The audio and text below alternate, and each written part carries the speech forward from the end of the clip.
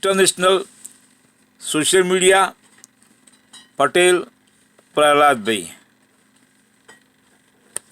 पहला पॉइंट यही है कि क्या है नई टेक्नोलॉजी स्पेस एक्स की स्टारलिंक। इलॉन मस्क अब देखिए हमारे भारतीय मार्केट में एंटर करने वाले हैं। दूसरा है कैसे काम करता है स्टारलिंक। तीसरा है स्टारलिंक इंटरनेट अभी के सिस्टम से कितना अलग है और आपके लिए क्या क्या बदलेगा। चौथा है अमेरिका में कितने रुपए लगते हैं और भारत में कितने रुपए देने पड़ेंगे। भाई आपको लग रहा होगा कि इसका जो यूसेज है उसको अगर आप करेंगे तो आपको कितने रुपए खर्च करने पड़ेंगे। पांचवा है जियो और एयरटेल की मस्क के स्टारलिंक के साथ आखिरकार क्या डील हुई है। तो सबसे पहले तस्वीर देखिए। तो जो स्टारलिंक है, ये जो इंटरनेट एक्सपीरियंस है, ये पूरा सैटेलाइट के द्वारा कनेक्ट होगा। मैं आपको थोड़ा सा कुछ इक्विपमेंट्स बता देती हूँ जो इसके साथ आएंगे। तो ऐसे आपके घर के ऊपर एक सैटेलाइट को या उसके सिग्नल्स खींचने के लिए ऐसा एक एंटीना टाइप लगाया जाएगा। फिर आगे देखिए नॉर्मली क्या होता है अभी के सिस्टम में, ये दुनिया है, ये अर्थ है। अब आप देखेंगे कि जो अभी का इंटरनेट आता है वो जियो सैटेलाइट से आता है। वो एक स्टेशनरी होता है। इसमें आप डिस्टेंस देखेंगे 36,000 किलोमीटर और जो लेटेंसी होती है वो 240 ms होती है, यानी मिली सेकेंड्स होती है। ये अभी का सिस्टम है। लेकिन स्टारलिंक की अगर हम बात करते हैं तो देखिए जो सैटेलाइट हम बात कर रहे हैं वो तो इतनी दूर होती है अभी वाली तो, लेकिन स्टारलिंक ऐसी सैटेलाइट है जो एकदम ऑर्बिट के आप देखेंगे कि इतने ही ऊपर होती है, तकरीबन 600 किलोमीटर ऊपर। आप देखिए कि यहाँ का तो डिस्टेंस है 36,000 किलोमीटर, वहां का 550 किलोमीटर।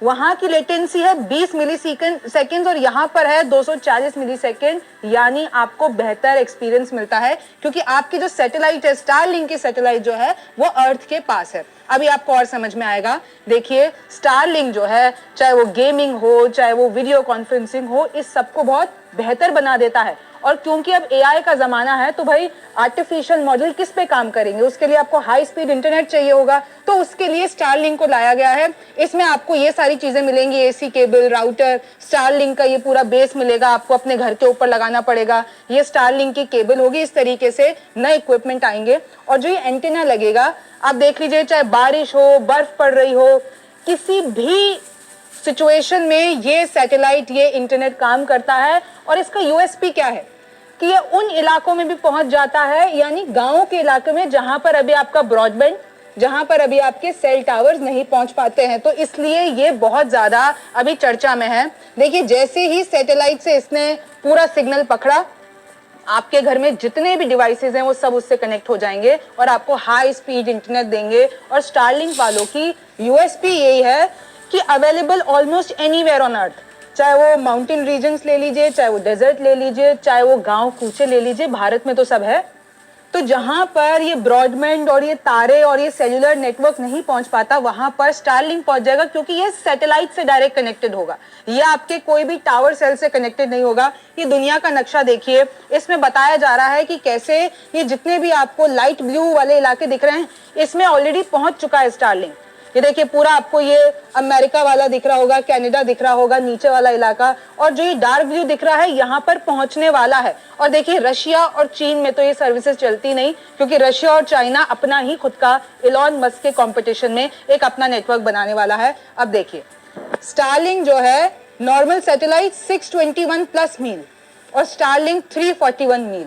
आप देखिए स्टारलिंक लो ऑर्बिट में करता है काम, यानी अर्थ के बेहद करीब। अब मैं थोड़ा सा और आपको बता देती हूँ। जियो और एयरटेल के साथ पार्टनरशिप हो गई है, हालांकि अभी भी लाइसेंस मिलना, मंजूरी मिलना सरकार की तरफ से अभी होना बाकी है। जियो और एयरटेल के स्टोर में स्टारलिंक के जितने भी इक्विपमेंट मैंने आपको बताए हैं वो उपलब्ध कराए जाएंगे। स्टारलिंक जियो और एयरटेल के एयर फाइबर से कैसे अलग है, अब आपको ये समझना है, लेकिन उसके पहले आपको ये समझना है कि भाई एयर फाइबर होता क्या है। अब देखिए एयर फाइबर क्या होता है। वायरलेस ब्रॉडबैंड सर्विस आपको मिलती है। आपने देखा होगा भाई वाईफाई से कनेक्ट कर देते हैं, एक एंटीना लगता है और एक राउटर लगता है, उसके बाद आप बढ़िया वाईफाई कनेक्शन इस्तेमाल कीजिए, एंटीना से नजदीकी टेलीकॉम टावर कनेक्ट होता है। अच्छा, एयर फाइबर में नजदीकी टेलीकॉम टावर कनेक्ट होता है, लेकिन स्टारलिंक में डायरेक्ट सैटेलाइट ही कनेक्ट हो रही है जो कि एक लो ऑर्बिट पर है। दूसरा तरीका एक होता है ब्रॉडबैंड केबल। आपको पता है कि कैसे आप तक जो है वायर्स के द्वारा आपको सिग्नल दिया जाता है।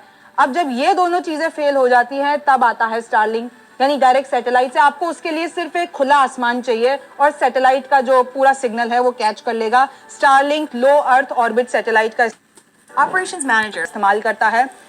फिलहाल 7,000 से ज्यादा स्टारलिंक की सैटेलाइट अभी अर्थ के सरफेस पर घूम रही हैं। आप देखिए, रूरल और रिमोट एरिया में सबसे ज्यादा फायदा है, क्योंकि वहां पर ना अच्छे से आप देखिए ना आप उसको तारों के द्वारा पहुंचा पा रहे हैं, और ना ही आपके टावर्स इतने ज्यादा रूरल इलाके में लग रहे हैं, ना माउंटेन्स पे या ऐसा कोई जंगल का इलाका है। आप सोचिए जंगल कूचे में भी आपका ये जो स्टारलिंक, ये जो लो ऑर्बिट सैटेलाइट वाला सिस्टम है वो पहुंच सकता है, और इसलिए भारत में इसकी एंट्री कराई जा रही है। अभी 100 देशों में 40 लाख सब्सक्राइबर्स हैं। फिक्स्ड लोकेशन में इस्तेमाल होने के लिए पूरा डिजाइन है, क्योंकि पूरा इसका सेटअप आता है। लेकिन अगर आप चाहे बोट में हो, चाहे आप सफर कर रहे हो, तो अतिरिक्त हार्डवेयर लगा के आप वाहनों, नावों, विमानों में भी इसका इंटरनेट का इस्तेमाल कर सकते हैं, क्योंकि डायरेक्ट सैटेलाइट को जोड़ रहा है। आप देखिए, अगर आप विमान में भी है तो आपको तो सिर्फ खुला आसमान चाहिए, आपको तो सैटेलाइट से कनेक्ट करवाना है। जरूरी नहीं है कि आपका टावर से कनेक्ट हो, जरूरी नहीं है कि आपका ब्रॉडबैंड वायर लगाई जाए। तो इस तरीके से देखिए नई टेक्नोलॉजी है, चाहे वीडियो कॉन्फ्रेंसिंग हो, ऑनलाइन गेमिंग हो, HD स्ट्रीमिंग हो, इसमें ये बहुत ज्यादा मुफीद है, बहुत ज्यादा फायदेमंद है। इसकी लेटेंसी जो है वो 25 से 60 मिली सेकेंड है, और अभी जो हम इंटरनेट सिस्टम इस्तेमाल कर रहे हैं उनकी लेटेंसी होती है 600 प्लस मिली सेकेंड। कहा यह जाता है जितनी कम लेटेंसी होती है उतना बेहतर एक्सपीरियंस हमें मिलता है। तो इस तरीके से देखिए नई टेक्नोलॉजी काम करती है। भूटान ने ऑलरेडी ये सर्विस अपना ली है, चालू कर दी है। रेजिडेंशियल लाइट प्लान उनका हर महीने आता है 3,000 भूटानी करेंसी, और क्योंकि भूटान और भारत की जो करेंसी है उसका मूल्य लगभग सेम है, तो आप भारत के रिस्पेक्ट में भी मांग सकते हैं कि हर महीने आपके 3,000 रुपए खर्च होंगे और आपको ये पूरा प्लान मिल जाएगा। स्पीड इसकी 23 से 100 MBPS के बीच है, और ये 220 MBPS के भी ऊपर चली जाती है। रेजिडेंशियल प्लान की कीमत है 4,200 भूटानी करेंसी, भारत के हिसाब से ये भैया 4,200 रुपए मान लीजिए, 110 MBPS।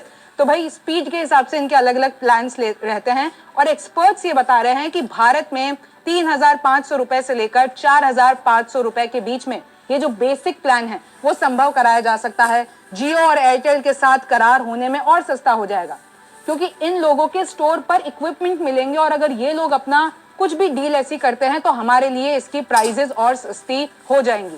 क्योंकि एक आंकड़ा बताता है 140 करोड़ लोगों में अभी भी 40% लोगों के पास इंटरनेट नहीं है। 40% लोग ऐसे हैं जिनके पास इंटरनेट नहीं है। इसमें से ज्यादातर कौन है? गांव कूचों के, माउंटेनियस इलाके, जंगलों में, अंडमान और निकोबार, आप ये सारी ऐसी चीजें ले लीजिए जहां पर ना वो तारे पहुंच सकती हैं और ना इतने ज्यादा टावर लगाए जा रहे हैं। तो इसलिए अगर आपके पास खुला आसमान है तो सैटेलाइट है और आपके पास इंटरनेट पहुंच जाएगा। चीन में करीब 1.09 अरब इंटरनेट यूजर्स हैं, और अगर मैं भारत की बात बताती हूँ आपको तो यही वो आंकड़ा है 75 करोड़ रुपीस, जबकि हमारी जो आबादी है वो ज्यादा है। देखिए एग्जाम्पल भी देखा जा चुका है कि स्टारलिंक ने ऑलरेडी कीनिया और दक्षिण अफ्रीका में कीमतें कम करा दी है, तो भारत में भी ये कीमतें और कम हो सकती है और हमें बेहतर एक्सपीरियंस मिल सकता है। अब आगे देखिए कि किस तरीके से पूरे सिस्टम के लिए 10 गुना ज्यादा लागत है। भाई अभी तो आपको एक टावर लगाना पड़ता है, आपको वो वायर पहुंचानी पड़ती है, लेकिन अगर ये सिस्टम आता है तो आपको सैटेलाइट पर खर्चा करना पड़ेगा। सैटेलाइट होगी, आपको वो पूरा सिस्टम सेटअप करने के लिए बहुत सी चीजें करनी पड़ेंगी। देखिए यूक्रेन की जो फोर्स है वो तो स्टारलिंक सैटेलाइट यूज कर रही है रशियन ट्रूप्स के ऊपर। आप देखिए कैसे 25 MPBS से लेकर 220 MBPS तक पूरी स्पीड है। अपलोड स्पीड है 5 से 20 MBPS, और अगर आप लेटेंसी देखते हैं वो है 25 से 50 मिलीसेकेंड, यानी आपको बहुत बेहतर एक्सपीरियंस मिलने वाला है। अमेरिका की बात करते हैं तो बेसिक प्लान उनका कितना है, अगर हम पर मंथ के हिसाब से बात करते हैं तकरीबन 11,000, 10,500 ले लीजिए एक महीने का। रोमिंग प्लान कितना है उनका, तकरीबन 15,000। अगर आप बिजनेसेस का देखते हैं, यानी बहुत कॉर्पोरेट कंपनीज भाई स्टारलिंक का इंटरनेट इस्तेमाल करती हैं, तो 43,000 पर मंथ से लेकर 4,36,000 पर महीना, क्योंकि आपके बहुत सारे सिस्टम कनेक्ट होते हैं आपके। अब तो AI मॉडल्स के साथ आप काम करते हैं, तो ये सारी चीजें इसके। लेकिन मैं आपको बता दूं कि चाहे वो जियोग्राफिकली आइसोलेटेड एरिया भी हो, उसमें भी स्टारलिंक का आपका ये जो रूरल से रूरल एरिया हो वहां पर भी इंटरनेट पहुंच सकता है। अब देखिए जो इंडिया की सैटेलाइट सर्विस सेक्टर है वो 36% एनुअली बढ़ रहा है। 2030 तक ये देखिए 1.9 बिलियन हो जाएगा। और अगर मैं आपको बताऊं कि स्टारलिंक को अभी भी लाइसेंस मिलना बाकी है, लेकिन ये इंडिया के लिए एक बहुत बेहतर स्टेप होगा। और जो कंपटीशन के लिहाज से बात करें, भाई जियो प्लेटफॉर्म और भारती एयरटेल ने कुछ ही घंटों के बीच दोनों ने सेम डील कर ली। एलॉन मस्क के साथ सेम डील कर ली कि हम लाएंगे, हम अपने स्टोर पर स्टारलिंक के इक्विपमेंट्स भेजेंगे। तो आप देखिए जियो और एयरटेल की ये जो बहुत पुरानी राइवलरी है ना, ये जो लड़ाई है वो सामने आ गई है। अब देखना होगा कौन बेहतर प्लान देगा। और मैं आपको बता दूं कि कैसे, ऐसा नहीं है कि यही है मार्केट में। आप देखिए, बात करते हैं प्रोजेक्ट क्यूपर की। जेफ बेजोस के अमेजॉन है, वो तकरीबन 4000 सैटेलाइट छोड़ने की तैयारी कर रहे हैं ऊपर। 630 सैटेलाइट, 12 सिंक्रोनाइज्ड, कितने करंटली फीचर्स आ गए हैं। स्पेस एक्स का जो टारगेट है वो कितना है, 42,000 सैटेलाइट्स को वो अर्थ के इधर उधर Frontieris is setting घुमवाना चाहते हैं। Starlink coverage 125 markets around the world, 125 markets में स्टारलिंक का दबदबा है। चाहे आप नॉर्थ अमेरिका ले लीजिए, चाहे आप साउथ अमेरिका लीजिए, ऑस्ट्रेलिया, पार्ट्स ऑफ यूरोप। और भूटान पहला फर्स्ट साउथ एशियन कंट्री है जिसने ये पूरा प्लान अपनाया है। और देखिए सीधी सी बात है, चाइना और रशिया की बात करते हैं तो उन्होंने अभी तक ये प्लान नहीं लिया है। लेकिन अगर आप ये भी देखते हैं, एक सीरियस थ्रेट है स्टारलिंक का एनवायरनमेंट के लिए। सबसे पहले तो अगर स्टारलिंक की कोई भी ऐसी सैटेलाइट है वो जो वापस अर्थ पे गिरती है तो वो हमारी ओजोन लेयर को खराब कर रही है। वो एक पर्टिकुलर रिलीज करती है एल्यूमिनियम ऑक्साइड जो हमारी ओजोन लेयर के लिए खराब है। तो एनवायरनमेंट के हिसाब से इतनी सारी सैटेलाइट जो आप घुमवा रहे हो, इतनी सारी आप चीजें कर रहे हो, तो लॉन्गर रन में देखते हैं तो हमारी ओजोन लेयर खराब होती है। और अब बहुत सारे ऐसे बड़े विवाद उठ गए हैं कि कैसे एनवायरनमेंट पे खतरा हो रहा है नई से नई टेक्नोलॉजी को लेकर। और देखिए वो वही मैंने आपको जो भूटान के स्टारलिंक के प्लान बताए थे, आप स्क्रीनशॉट ले सकते हैं कि कैसे एक जो लाइट प्लान है 23 MBPS to 100 MBPS, जिसमें आप social media, video streaming, casual browsing कर सकते हैं। लेकिन अगर आपको gaming, HD streaming, video conferencing जैसी चीजें करनी है तो आप 4200 रुपए, मतलब अगर हम भारत के हिसाब से देखें, पर ये तो इन्होंने भूटान के जो करेंसी उसके हिसाब से बताया है। तो ऐसे ही करके बहुत सारी चीजों का बदलाव आने वाला है। लेकिन चुनौतियां भी बहुत है भैया। भारत में ले तो आओगे, लेकिन जो भारत के टेलीकॉम के रूल्स हैं वो बहुत स्ट्रिक्ट हैं, बहुत सख्त हैं। स्पेस रेगुलेशन है, बहुत सख्त है। आप सिक्योरिटी क्लियरेंस कराओगे, आप लोकल डेटा स्टोरेज कंप्लाइंस कराओगे, आप लैंडिंग करवाओगे, बहुत सारी चीजें हैं भाई। अगर आप हार्डवेयर फी, यानी अगर आपको इंस्टॉल करना होगा पूरा वो स्टारलिंक का अपने घर पर, तो 25,000 रुपए से 35,000 का पहला खर्चा होगा जो आप करोगे। और अभी हम इतना खर्चा नहीं करते हैं भाई। अभी हमारी अगर एवरेज कॉस्ट देखेंगे महीने के हिसाब से वो 400-600 आ जाती है। कितने हमारे पास प्लान्स है, थोड़ा एयरटेल एक्सट्रीम या फाइबर में चले जाते तो थोड़ा और महंगा हो जाता है। लेकिन अभी ये जो आंकड़ा है ये थोड़ा महंगा लग रहा है। 5,000 से 7,000 तो आपका मंथली सब्सक्रिप्शन आएगा। तो इसलिए अभी इसमें और बहुत सी चीजें होना बाकी है, लेकिन पूरा इंटरनेट वर्ल्ड बदलने वाला है। देखिए अभी अगर आप बात करते हैं तो आपका ब्रॉडबैंड जो है वो 700 से 1500 पर महीना आ जाता है। अब क्या ये आपके मोबाइल में भी मिल पाएगा? तो बहुत सी ऐसी सारी चीजें हैं। लेकिन मैं आपको बता दूं, ये जो सैटेलाइट इंटरनेट है, चाहे आप एजुकेशन के मामले में लीजिए, चाहे आप हेल्थ केयर के मामले में लीजिए, agriculture, disaster management, remote villages, Himalayan regions, island territories, और इन सब में इनका इस्तेमाल एक बहुत बड़ा एक्सपोजर है और बहुत ज़रूरत भी है भारत को ऐसी चीज़ की। तो देखिए बहुत कुछ बदलने वाला है। लेकिन सवाल तो ये है कि कैसे स्टारलिंक की जो सैटेलाइट्स है वो वापस धरती पे गिरती हैं तो ओजोन लेयर रिस्क पर है। एनवायरमेंटल रिस्क का हम और आप क्या करेंगे? आपका इसके बारे में क्या सोचना है, मुझे ज़रूर बताइए। आप रिमझिम के 5 पॉइंट्स देख रहे थे। मेरा नाम रिमझिम जेठानी है। आपसे फिर मुलाकात होगी।